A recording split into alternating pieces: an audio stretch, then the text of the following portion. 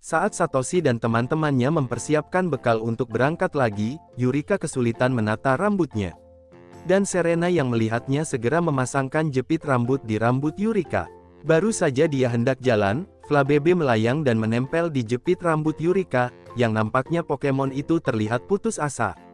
Yurika kemudian memberi makan nektar kepada Pokemon tersebut, dan menanyakan kepada kakaknya apakah dia bisa memelihara Flabebe. Citron menyanggupi permintaan adiknya, dan mengeluarkan Pokeball-nya untuk menangkap Flabebe. Namun anehnya item itu tidak mau aktif, dan juga Flabebe menolak untuk ditangkap, sehingga Satoshi menyimpulkan pasti Pokemon itu sudah ada yang punya, dan hal itu membuat Yurika jadi kesal. Pokoknya apapun yang terjadi, dia ingin memiliki Pokemon tersebut. Akhirnya mereka pun memutuskan untuk mencari trainer Flabebe, dengan berjalan menuju kota terdekat yang ada di situ. Yurika masih menyimpan Flabebe di jepit rambutnya, berbicara dengannya melalui cermin, dan penasaran di manakah trainer Pokemon itu berada. Sesaat kemudian, seorang kakek-kakek yang sepertinya mengenal Flabebe, berlari dengan gembira menuju kelompok tersebut. Dia langsung memeluk Yurika dengan sangat erat, sehingga Yurika menjadi sangat risih dengan kakek tersebut. Kakek pun meminta maaf dan memperkenalkan dirinya adalah Gray, dan berterima kasih kepada mereka karena telah menemukan Pokemonnya. Namun, ketika dia meminta Flabebe untuk pulang bersamanya, dia tidak mau melepaskan rambut Yurika. Satoshi dan yang lainnya pun menduga pasti ada sebabnya mengapa Flabebe tidak mau ikut dengan trainernya sendiri. Ketika ditanya dengan berbagai macam pertanyaan, akhirnya Gray pun menceritakan semuanya. Gray dan istrinya yang bernama Hana memelihara Flabebe, dan hidup dengan damai di sebuah perumahan yang cukup mewah. Sampai suatu hari, saat sedang menyirami tanaman di kebun, Hana tiba-tiba jatuh sakit dan pingsan di tempat. Flabebe yang panik memberitahukan hal ini kepada Gray, yang langsung bergerak untuk menangani istrinya yang pingsan tadi. Setelah nenek itu dibawa ke rumah sakit, Flabebe masih terus menunggu dengan cemas. Dan karena sudah tidak sabaran, dia pun pergi mencari Hana. Menyadari Pokemonnya telah menghilang, maka Gray pun juga pergi mencarinya. Flabebe tiba di depan rumah sakit, tempat Hana terbaring dan dirawat di sana. Berdasarkan firasatnya, Gray pun menemukan Flabebe sedang mengawasi istrinya yang terbaring di rumah sakit. Angin berhembus kencang dan memisahkan Flabebe dari bunga yang dinaikinya. Saat dia hendak mengambilnya lagi, mobil keburu melindas bunga tersebut, sehingga Flabebe jadi semakin bertambah sedih, dan pergi meninggalkan Gray untuk mencari bunga yang baru.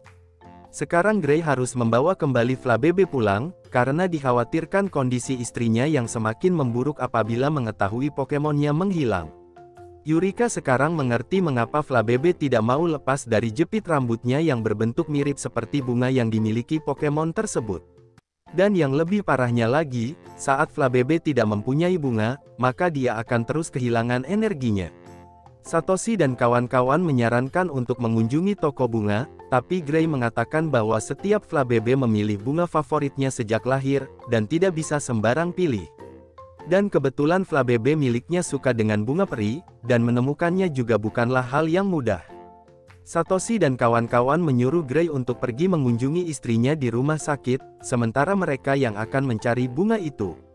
Gray akhirnya mempercayakan tugas itu kepada mereka, dan meminta Flabebe untuk kembali pulang sehabis menemukan bunga yang dia sukai, dan setelahnya Gray pun berlalu pergi.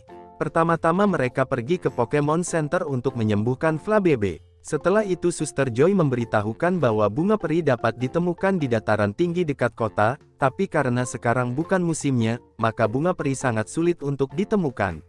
Meskipun begitu, Satoshi dan kawan-kawan berterima kasih atas informasi yang diberikan dan pergi menuju ke dataran tinggi tersebut. Sementara itu, tim Rocket yang juga mengawasi mereka, menyusun rencana untuk menangkap Flabebe serta Pikachu. Singkat cerita, Satoshi dan kawan-kawan sampai di persimpangan jalan yang mengarah tepat ke tujuan mereka. Namun saat hendak berangkat ke sana, mereka dihadang oleh tim Rocket yang menyamar, yang menawarkan tur khusus untuk menemukan bunga peri. Tim Rocket meyakinkan bahwa mereka bisa mengantarkan ke tempat di mana bunga peri tumbuh, dan untuk mempersingkat waktu, maka Satoshi dan kawan-kawan pun memakai jasa pemandu wisata palsu tersebut. Tim Rocket lalu mengantarkan mereka dengan cepat ke dataran tinggi. Tapi ketika ditanya di mana bunga perinya, tim Rocket mengatakan tugas mereka hanyalah mengantar saja, dan untuk mencarinya Satoshi dan kawan-kawan harus melakukannya sendiri. Setelah mencari-cari sebentar, mereka pun melihat bunga yang berada di tebing, yang dikonfirmasi itu adalah bunga peri yang diinginkan oleh Flabebe. Namun mereka harus mendaki ke atas sana, karena Flabebe harus menempel secara alami pada bunga itu. Yurika pun menawarkan diri untuk memanjat ke sana, dan menitipkan Pokemonnya kepada teman-temannya. Yurika memanjat dengan sangat hati-hati agar jangan sampai terjatuh. Dan setelah perjuangan yang keras, dia pun sampai di tebing tersebut. Flabebe yang menempel di bunga, langsung pulih sepenuhnya. Tim Rocket yang melihat adanya kesempatan, langsung menangkap Pikachu. Satoshi dan kawan-kawan pun mengeluarkan Pokemon-Pokemonnya untuk berhadapan dengan tim Rocket. Froakie melancarkan Water Pulse, tapi Sonansu mampu mengcounter serangannya. Chespin menembakkan pin misil, tapi itu juga dipantulkan oleh Sonansu. Kemudian Inkai dan Pumpkabu mengkombo Psybeam dan Shadow Ball ke arah Pokemon yang tidak berdaya tersebut. Flabebe yang sekarang berada di bunga barunya, terbang tepat di atas orang-orang jahat itu, menyebarkan serbuk sari untuk menaklukkan tim Rocket beserta Pokemonnya. Dan karena efek dari move tersebut, tim Rocket pun melepaskan Pikachu secara sukarela. Selagi tim Rocket masih tak sadarkan diri, mereka pun menggunakan kesempatan ini untuk kembali ke kota. Setibanya di rumah sakit, Flabebe bertemu lagi dengan Hana, memberikan harapan kepada nenek tersebut. Pasangan suami istri itu mengucapkan terima kasih kepada mereka, dan Yurika mengucapkan selamat tinggal yang tulus kepada Flabebe. Begitu keluar dari rumah sakit, Yurika merasa sedih karena meninggalkan Flabebe, tapi Dedene menghiburnya dengan ciuman lembut. Dan Yurika pun sadar, petualangannya masih panjang untuk menemukan Pokemon dari berbagai belahan dunia. Satoshi dan teman-temannya melihat poster yang mengiklankan pertarungan persahabatan yang menampilkan juara Pokemon Kalos, yaitu Karni. Teman-temannya pun memberitahukan kepada Satoshi, yang belum pernah mendengar tentang Karni sebelumnya, bahwa Karni bukan hanya trainer terkuat di Kalos, tapi dia juga merupakan seorang aktris terkenal. Dengan itu, Satoshi pun memutuskan untuk menantang juara Pokemon itu, dan teman-temannya lari mengejar Satoshi yang begitu bersemangat tadi. Pada saat pertandingan akan segera dimulai, Satoshi dan kawan-kawan tiba tepat pada waktunya di stadion, di mana mereka melihat manajer Karni yang dikerumuni oleh banyak orang mengatakan, bahwa Karni tidak menerima pertemuan atau wawancara dari siapapun. Ketika Satoshi dan kawan-kawan hendak pergi, Prof. Layton tiba-tiba muncul dari balik pintu, dan memberi isyarat kepada mereka untuk mengikutinya ke ruang belakang. Dia mengatakan datang ke sini untuk menyaksikan Mega Evolution dari Pokemon Karni. Satoshi dan kawan-kawan juga dibuat heboh setelah mengetahui Karni berada tepat di ruangan sebelah. Satoshi pun berlari menuju pintu tersebut untuk menantangnya bertarung, namun sebelum dia sempat membukanya, Karni akhirnya muncul, membuat mereka semua kagum dengan penampilannya yang elegan. Prof. Layton lalu menanyakan apakah dia telah memikirkan permintaannya untuk meminjamkan Keystone kepadanya untuk sementara waktu. Namun Karni menolak secara halus bahwa Keystone itu adalah ikatan antara dirinya dengan Pokemonnya. Prof. Layton tetap bersikeras sehingga Karni menyarankannya untuk mencoba lagi dikala dia mengunjungi Lumiose City. Sayangnya manajernya mengatakan bahwa jadwal Karni sudah penuh. Tapi Karni mempersilahkan mereka untuk menyaksikan pertandingannya tersebut. Singkat cerita, pertandingan persahabatan akan segera dimulai.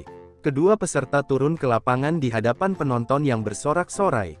Karni akan berhadapan melawan Morgan, mantan juara di Brackish Town. Sementara itu, Satoshi menanyakan apa yang dimaksud Keystone. Prof. Layton menjelaskan bahwa Keystone adalah item yang dipegang oleh trainer, sedangkan Mega Stone adalah item yang dipegang oleh Pokemon, dan keduanya berperan penting untuk mengaktifkan Mega Evolution. Dan ikatan yang erat antara trainer dan Pokemon juga berpengaruh besar terhadap Mega Evolution. Karni mengeluarkan Gardevoir yang memakai kalung Mega Stone. Sedangkan Morgan memilih mengeluarkan Absol.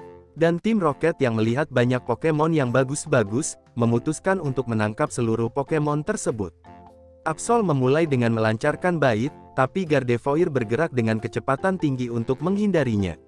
Absol kemudian menggunakan Quick Attack, tapi sekali lagi Gardevoir menghindari serangan tersebut, mampu memahami perintah Karni hanya melalui kontak mata.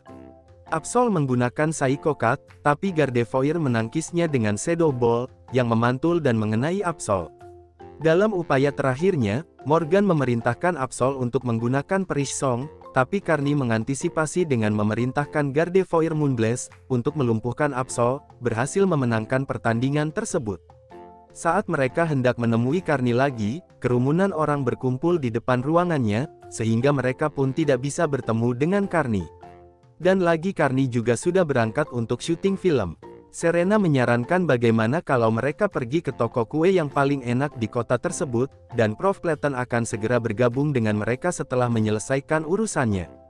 Namun, sesampainya di toko kue, mereka disambut antrian yang panjang.